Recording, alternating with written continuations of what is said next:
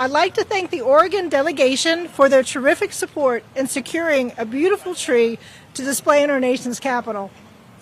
This will actually be the second tree from Oregon. The first was a Douglas fir delivered in 2002. I'd also like to thank the United States Forest Service and the Willamette National Forest for graciously providing a stunning 80-foot noble fir. This is our very first noble fir. The tree has followed the Oregon Trail in reverse on its way east, and many people are responsible for this beautiful and enormous tree, bringing it to the west front of the Capitol. We truly appreciate the efforts to help bring the holiday spirit to Washington, D.C.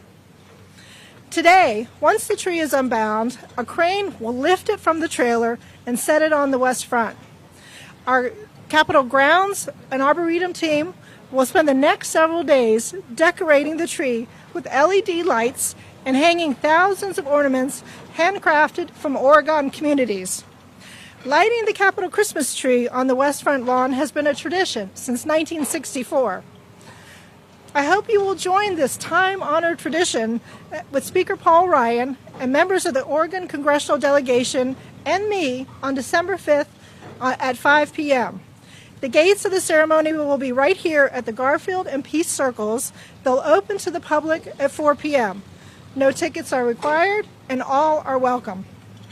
It is now my pleasure to introduce the supervisor of the Willamette National Forest, Nikki Swanson. Nikki, congratulations and welcome to United States Capitol.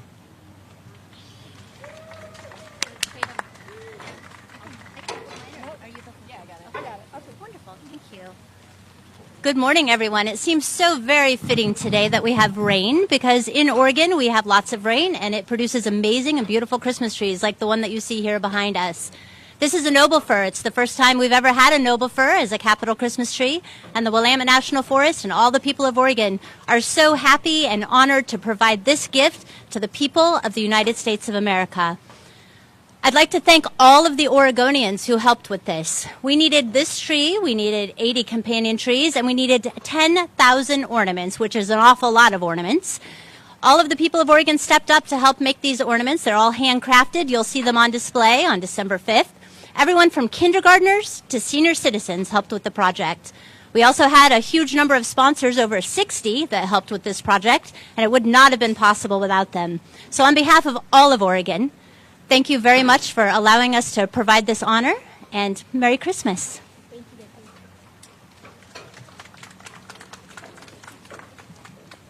Thank you, Nikki.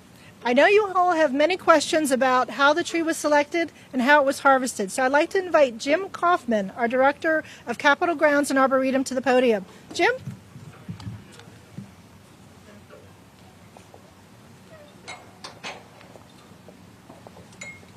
Thank you for joining us here today. It's my pleasure to serve as Director of Capitol Grounds and Arboretum, and it's even more of a pleasure to welcome the People's Christmas tree here at the United States Capitol.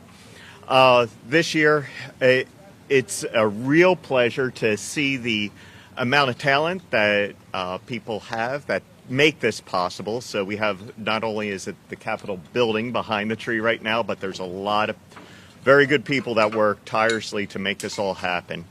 We're very lucky right now to be able to have electricians that are providing anywhere between 50 to 60,000 LED lights. And then also our crews behind the scene will be decorating this tree with the thousands of ornaments that were handmade by the people of Oregon. So thank you for joining us all, especially on this rainy day, but it'll be a happy day one way or the other.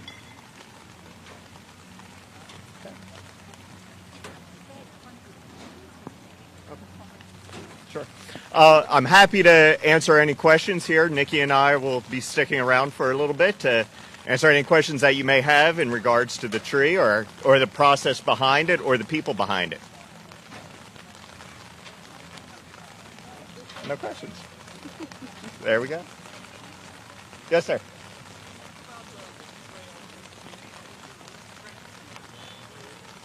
Yeah, that's the most amazing part of this journey, where all of the communities that we visited along the Oregon Trail every community that we went through was just filled with joy. I don't think there'll be another time in my life where there are 20 days of joy in a row. It was the most amazing thing. Everyone was so honored to have the tree come through. They signed the banners on the side, wishing goodwill to all the people of America as we cross the country. You know, I actually can't speak to that because I haven't really been much, a part of previous ones. I don't know. This tree, I think one of the most unique things about it was, of course, the theme of being an Oregon Trail backwards was kind of a nice way to start off coming from Oregon. But certainly on our end, it's a continual learning process. So we're able to work with our crews who have done some of this some of them have done it as long as 30 some odd years. To some of them, it's their first year participating in this. So it runs the gamut between years, decades of experience on setting up this tree to really educating the next generation of folks that will continue the tradition on for years to come.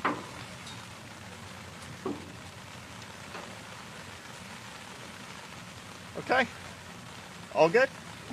Does anyone want any fun facts about the tree, like the height and that kind of stuff?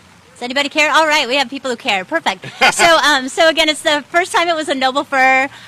This tree was 35 years old and 82 feet in the wild. It weighed 8,300 pounds, and the diameter was 2 feet in diameter. And just wait till you see it stood up. It's the most beautiful thing you've ever seen. Okay.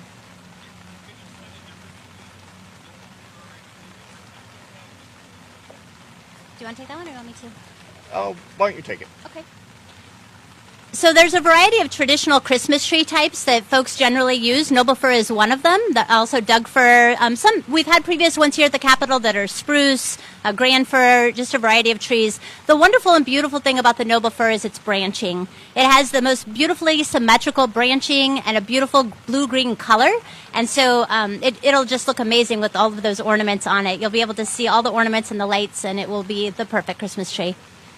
I think to follow that up too, one of the things about selection when we decide on which tree will make the perfect Capitol tree, the branching, the symmetry, all that goes into play to be able to make the tree perfect that's going to grace the United States Capitol. So particularly the noble fir offers the stiff branching that's going to be able to hold the several thousand ornaments that will adorn it. It also makes it a perfect tree to be able to travel over 3,000 miles across the country and withstand that journey for several weeks. So we can see that the tree held up very nicely throughout its travel, and that's all due to the species selection.